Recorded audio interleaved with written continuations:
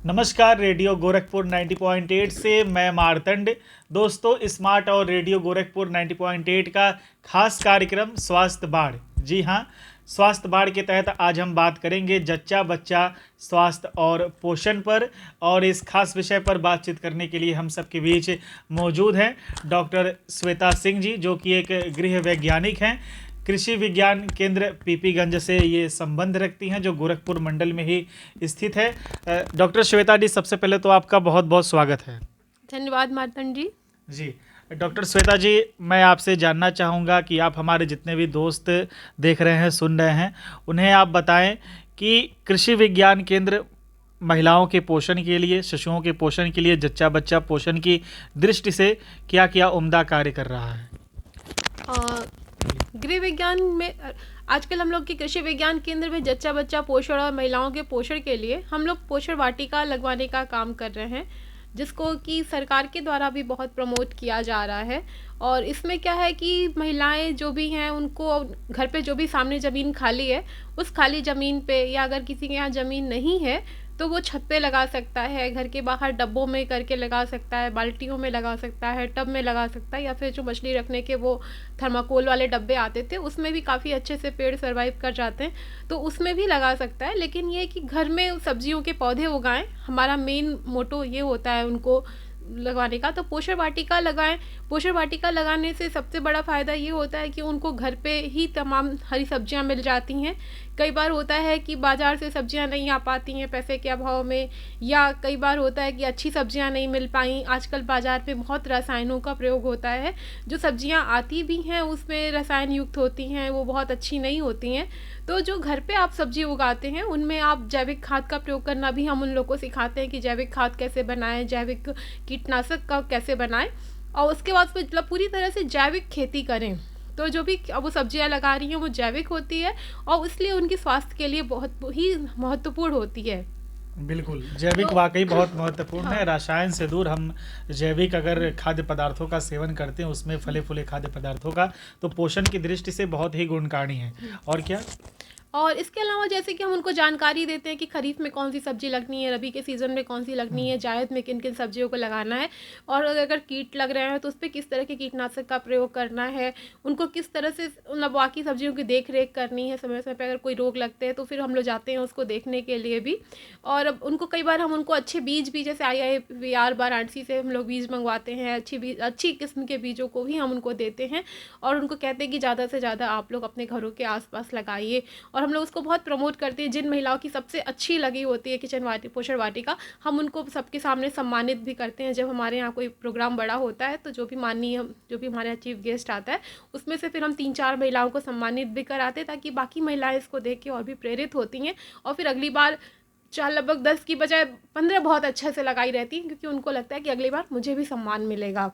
तो ये भी एक प्रमोशन का एक बढ़िया तरीका होता है। और सबसे बड़ी बात, बाद में वो लोग खुद ही बताती हैं कि मैडम इतनी सब्जी निकली थी, ये हुआ, ऐसे हुआ, और इन चीज़ों का प्रभाव धीरे धीरे उनके बच्चों के स्वास्थ्य पे भी और उनके स्वास्थ्य पर भी दिखाई देता है, क्योंकि जी सब्जियों का बहुत बड़ा रोल होता है हमारे स्वास्थ्य में, क्योंकि विटामिन और मिनरल्स की जो पूर्ति होती है वो सब्जियों के थ्रू होती है हमारे शरीर में। और जब हरी सब्जियों का सेवन वो करती हैं तो धीरे धीरे उनमें बहुत सी बीमारियां जो होने के चांसेस होते हैं वो नहीं होते हैं, या बहुत सी बीमारियों से लड़ने की क्षमता उनके अंदर आती है। इसके अलावा हम लोग उनको जैसे कुछ औषधि पौधे लगाने के लिए भी देते हैं, जिसमें कि करी पत्ता है, नींबू के भी पेड़ हम लोग उनको लगवाते हैं, और भी कई चीज़ें जैसे तुलसी वगैरह तो लगाते ही हैं लोग आजकल, हमारी धार्मिक मान्यता है। तो हम लोग औषधि पौधों को भी प्रमोट करते हैं, एलोवेरा हो गया इस तरह का, और फिर उसके प्रयोग को भी बताते हैं कि किस तरीके से उसको प्रयोग करें, जिससे कि उनके स्वास्थ्य को और भी लाभ मिल सकता है। जी, वाकई बहुत बढ़िया। कैंपियरगंज पीपीगंज क्षेत्र तो पहले से ही नामियर है खेती के मामले में, खासकर तराई एरिया होने के कारण सब्जियों की खेती के बारे में तो कृषि विज्ञान केंद्र द्वारा पोषण की दृष्टि से इतने अच्छे कार्य किए जा रहे हैं। अच्छा, सुनने को ये भी मिला है कि उधर की महिलाएं जो आपकी कृषि विज्ञान केंद्र से पोषण के लड्डू भी बना रही हैं, तो इस लड्डू की क्या खासियत है? ये पोषण गुणवत्ता को कैसे बढ़ाता है? ये पोषक लड्डू इसकी सबसे अच्छी बात तो ये होती है कि इसमें जो कॉस्ट होती है वो कम होती है। अच्छा। और इसमें जैसे कि आटे का लड्डू ही हो गया, इसमें बेसन को हम यूज़ करते हैं, चने का आटा यूज़ करवाते हैं। उसके अलावा इसको थोड़ा सा देसी घी में भून करके इसमें मूंगफली को डाल देते हैं, सूजी डाल देते हैं, और गुड़ का प्रयोग करते हैं, चीनी का प्रयोग नहीं करते हैं, इलायची डाल दिया फ्लेवर के लिए।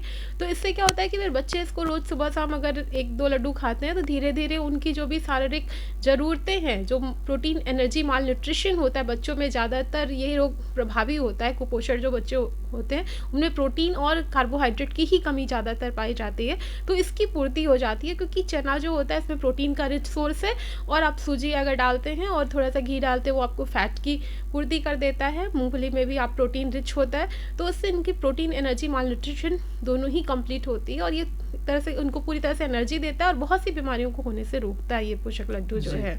तो आप लोग रेसिपी टिप्स देती हैं कैसे बनता है पोषक लड्डू? हाँ बिल्कुल, उनको वहीं पर हम कृषि विज्ञान केंद्र पर ही बना करके दिखाते हैं किस तरीके से वो बनाएं, और फिर वो फर्दर बना के लेके आती हैं। कुछ महिलाएं तो इतनी एक्टिव है कि वो अपनी तरफ से भी जो कर सकती हैं वो ड्राई फ्रूट्स वगैरह भी डालती हैं, क्योंकि भाई अब हम कोशिश करते हैं कि उनकी पहुंच के अंदर हो, ऐसा ना हो कि हम बहुत सी चीज़ें बता दें वो उसको ना ले पाए।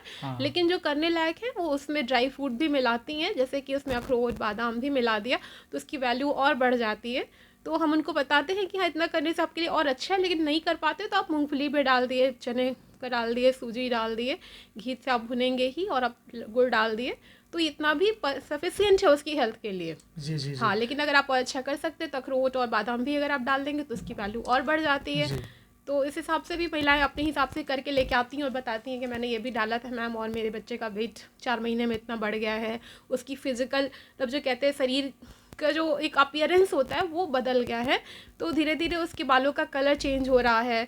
जो पहले पेट एकदम से निकला हुआ था और शरीर धंसा हुआ सा लगता था, कि कुपोषण का एक बच्चों में लक्षण दिखाई देता है कि उनका पेट बाहर की तरफ निकला होता है और बाकी शरीर की हड्डियाँ दिखाई देती हैं। तो ये सब चीज़ें धीरे धीरे अगर मैनेज हो रही हैं तो वो खुद ही आके रिस्पॉन्स बताती है कि मैंने 4 महीना दिया, बच्चा खा रहा है, और धीरे धीरे उसके स्वास्थ्य में सुधार उनको खुद दिखाई देता है। वाह वाकई तो बहुत अच्छा है, ये तो लड्डू खाने लायक है।